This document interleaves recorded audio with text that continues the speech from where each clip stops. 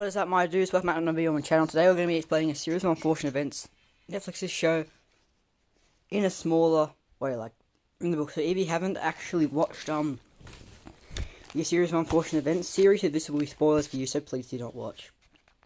So we're going to explain it all within, according to the book, The Incomplete History of Secret Organizations book that I got. By the way, this book is not about the TV series. It's about the stuff that happens in the TV. This book will not be about VFD and all that kind of stuff. It's just about the events that happen in the TV series. So, without further ado, let's start. Mr. Poe delivers bad news on Briny Beach, and the Baudelaire's children become the Baudelaire orphans. In their ruins of their home, the Baudelaires discover a strange object. The Baudelaires meet Justice Strauss, who is sadly not their guardian, and Count Olaf, who sadly is. Count Olaf forces the Baudelaires to do a long list of chores. The Baudelaires cook a delicious dinner repast to Puttanesca. An ungrateful Count Olaf slapped Klaus across the face. Meanwhile, a pair of imprisoned parents plot their escape. Enter Jessica Haircut. Mr. Poe dismisses the Baudelaire's concerns. Count Olaf offers the children an exciting theatrical opportunity. Klaus discovers Count Olaf's plan. Count Olaf locks Sunny in a birdcage. Violet invents a grappling hook to rescue her sister. The marvelous marriage an awful play with an awful ending. The Baudelaires foil Count Olaf's plan, but he escapes. Jacqueline informs the Baudelaires that their parents had a vigorously fixed destination for them. Okay, sorry guys about this. The Baudelaires meet Uncle Monty and his reptile collection. Uncle Monty introduces the incredibly deadly viper, which isn't deadly at all.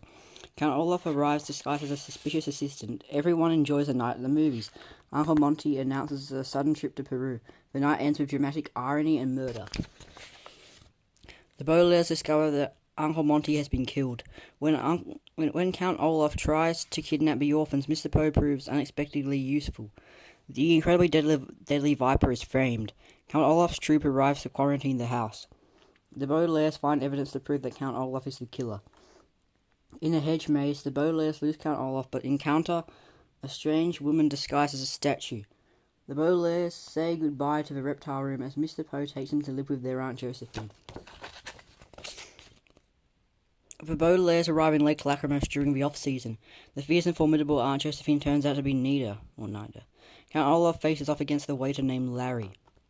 The Baudelaires discover secrets hidden in Aunt Josephine's safe. Aunt Josephine arrives with a date. It's Count Olaf disguised as a sea captain. Our mysterious parents chart a course back from Peru. The Baudelaires discover Aunt Josephine has thrown herself out the window. Or has she? The Baudelaires discover Aunt Josephine has left them in the care of Captain Sham, an anxious meal of the anxious clown. Aunt Josephine's suicide note turns out to be a coded message. She's alive. The Baudelaires sail through a hurricane, which we do not recommend. Aunt Josephine wants to live in a cave forever, as we all do from time to time. Count Olaf arrives to throw Aunt Josephine to the leeches.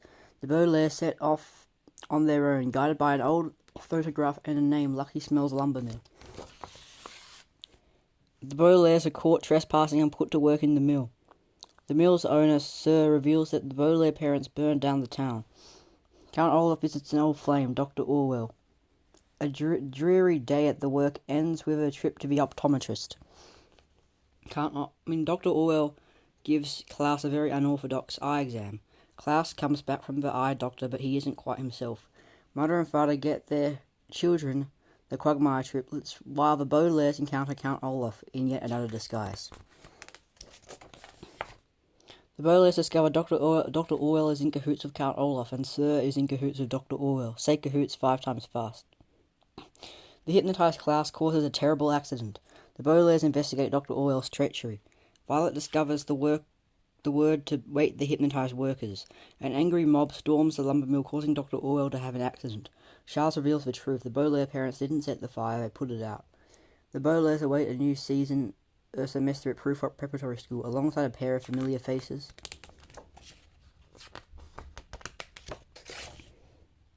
The nasty Carmelita Spats give the Baudelaires a tour of their new school. Vice Principal Nero makes a terrible first impression. Larry arrives with an important book which he promptly loses. The Baudelaires befriend the Quagmire triplets, 2 orphans with a suspiciously similar backstory. Count Olaf forms a sinister alliance with Carmelita Spats. A pep rally heralds the arrival of new gym teacher, Count Olaf in disguise. The entire school falls with the treachery of an unhinged villain. Count Olaf's special orphan running exercise leaves the Baudelaires feeling sore. The imprisoned Larry is rescued by a dashing man named Snicket. The Quagmires and the Baudelaires swap places to fool Count Olaf. The Quagmires' late-night reading is rudely interrupted. The Baudelaires pass their exams, including the arm wrestling component. The school librarian discovers a most mysterious book. Count Olaf escapes with the kidnapped Quagmires who manage to share an important clue, the letters VFD.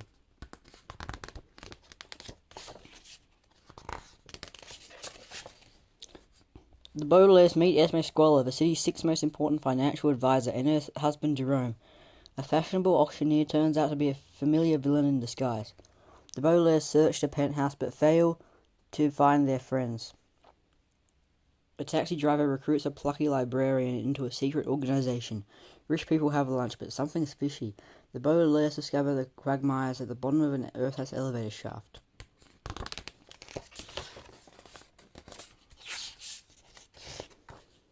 The Baudelaires go for help, but find Esme Squalor instead. Esme reveals herself to be Olaf's accomplice and an extremely unfit guardian. Shark Snicket tells his new recruit about a very important sugar bowl. The Baudelaires discover a secret tunnel that leads to the ruins of their home. The inner auction features very fancy doilies and a literal red herring. The Baudelaires reject the offer of a safe life with Jerome Squalor to continue pursuing their missing friends.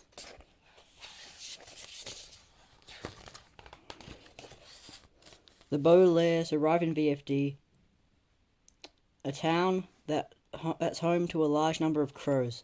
The Council of Elders explains the town's many rules and sends the Baudelaires to live with their handyman Hector. Hector reveals his plan to escape via a self-sustaining hot air mobile home and invites the Baudelaires to join him. Count Olaf is captured by Jacques and Olivia, so surely a happy ending is in store. A case of mistaken identity puts Jacques Snicket in terrible danger. Olivia Caliban makes a deal with Esme Squalor. The Baudelaires attempt to break Jacques out of jail, but arrive too late. Disguised as Detective Dupont, Count Olaf frames the Baudelaires for Jacques' murder. Klaus spends a miserable birthday in a jail cell. Violet invents a battering ram with a rope, a bench, and some very stale bread. The Baudelaires rescue the Quagmires but encounter an angry mob. A self-sustaining hot air mobile home offers a literal deus ex machina. The Baudelaires sacrifice their own freedom to save their friends. The Baudelaire orphans, now the Baudelaire fugitives, escape the mob and drive off into the sunset. At the Last Chance General Store, the Baudelaires are out of gas and out of luck. The Baudelaires hitch a ride with the volunteers fighting disease. At Harbuck Hospital, the Baudelaires meet Hal, a kindly librarian. Count Olaf and his troop infiltrate the hospital and kidnap Babs. The Baudelaires betray Hal's trust to sneak into his library. The Snicket file reveals that there may be a survivor of the fire. Esme Squalor destroys the library of records and Count Olaf kidnaps Violet. Klaus and Sunny search the hospital for their missing sister. Violet attempts a daring escape. Klaus and Sunny disguise themselves as a very fat doctor. Count Olaf preps Violet for unelected surgery. Klaus, disguised as a doctor, is ordered to perform a craniectomy, a word which here means an evil plot to cut off his sister's head. Count Olaf discovers the Snicket file and sets the hospital on fire. The Baudelaires escape the burning hospital by stowing away in the trunk of Count Olaf's car.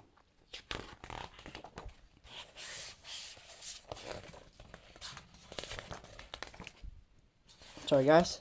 A flashback to a masked ball shows Lemony Snicket and the mysterious Beatrice. Count Olaf arrives at Caligari Carnival where he hopes the fortune teller can help him. The Baudelaires disguise themselves as freaks to investigate the carnival. Madame Lulu reveals that one of the Baudelaire parents survived the fire. Count Olaf puts the disguised Baudelaires through a humiliating freak show. Esme Squalor warns Madame Lulu to stay away from Count Olaf. The Baudelaires discover Madame Lulu's secret files and her secret identity.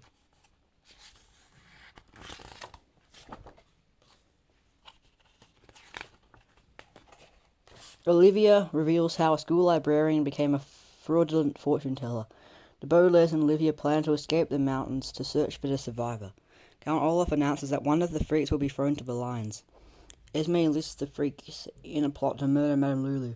Violet turns a roller coaster cart into a getaway vehicle.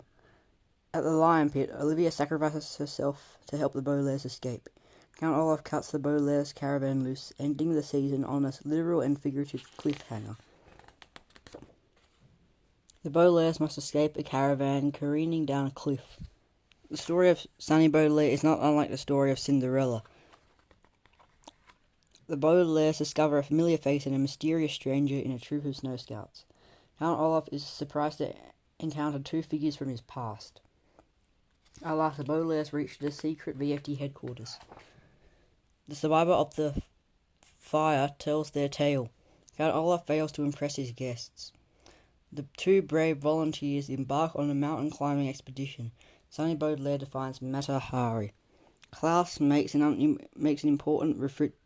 important discovery in the refrigerator. A mountaintop standoff ends badly. The Baudelaires go sledding for their lives. The Baudelaires toboggan washes out to sea where they encounter a submarine. The Baudelaires are picked up by a mysterious submarine and its crew of two. The new captain has Klaus Baudelaire at a loss for words. The Queen Queg sets out in search of the sugar bowl. Esme Squalor dons a horrifying dress. The Baudelaires explore a foreboding cavern full of deadly mushrooms. Sunny Baudelaire brings back a souvenir. Count Olaf defines the word brig. The Baudelaires receive assistance from an unlikely ally. The tables are turned on a terrible fungus. A shocking reunion leads to betrayal and heartbreak. The Baudelaires set a course to the last safe place. The Baudelaires reach a familiar shore where they encounter a familiar face and a familiar name.